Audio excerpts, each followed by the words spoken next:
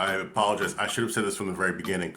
In order to work out a deal, the IRS will tell you when you talk with them that you're going to need to have all of your filings up to date. So we first have to take care of the old tax returns. They actually have to have them in the system. They actually have to have them processed. Then that's when we'll discuss working out a settlement of some sort. So that's the first thing. And then once that happens, they'll be able to work out a deal of some sort.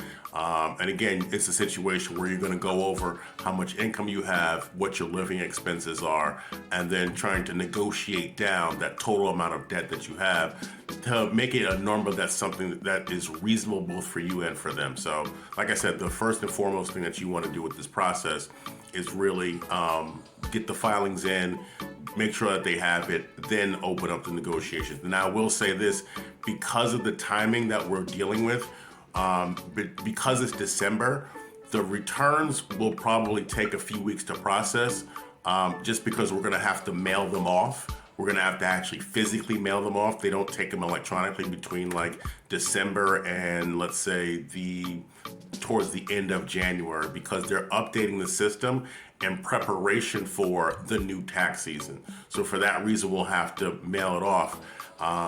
But that's what we'll need to do in order to kind of get this process going. So the sooner that you can provide the information, the sooner we can prepare the return. And then once we can prepare it, we can mail it off.